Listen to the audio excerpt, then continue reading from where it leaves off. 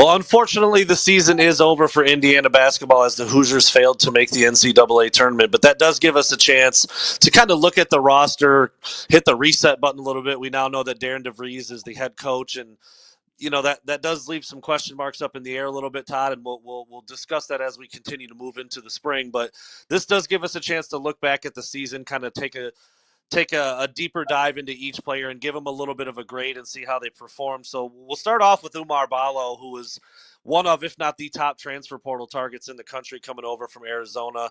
Obviously a big body, a true center, hard to handle for most teams. And I'm sure expectations were quite high for him before the season started.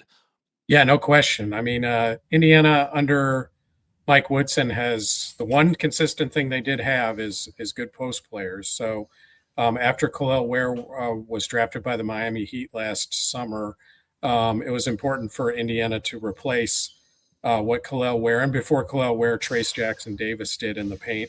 And Indiana, through the transfer portal, thought they identified that with Oumar Ballo, who had played at Arizona for 3 years and Gonzaga before that. So a different kind of big man than either Trace or Khalil. Trace was kind of did everything as a big man. Khalil was more of a closer to the rim type of player, definitely a shot blocker. Oumar Ballo, different body type, much bigger, much wider than either one of those guys. So it was thought that he could fill the paint defensively and give you some things at the rim offensively. And so that was the scouting report on him coming in. And some games he did exactly that. He was dominant at times. I mean, you talked about his wide body, how big and strong he was, very long arms, and a lot to handle for some teams. But kind of the ongoing theme, like we talked about on every episode, some inconsistencies here and there. So how would you break down his actual play on the court over the course of the season?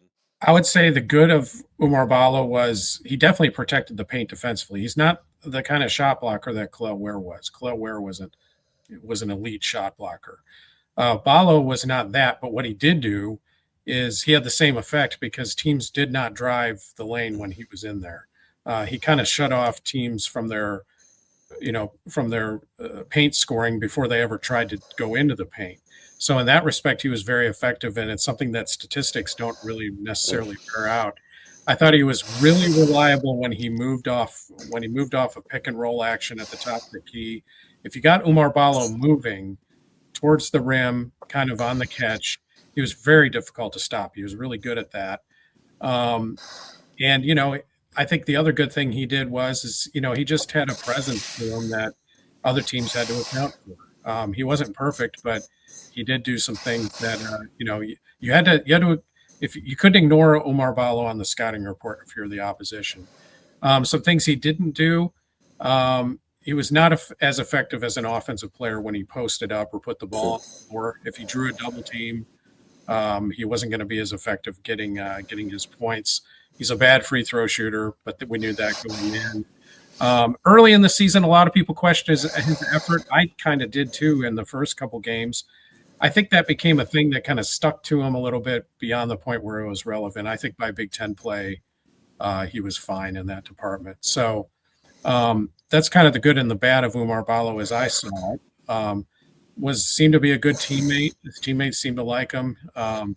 Mike Woodson trusted him. So all in all, I think more or less he was exactly what Indiana wanted to get. So with some good, with some bad, obviously the season probably didn't play out how they all wanted, but letter grade for Oumar Ballo would be what?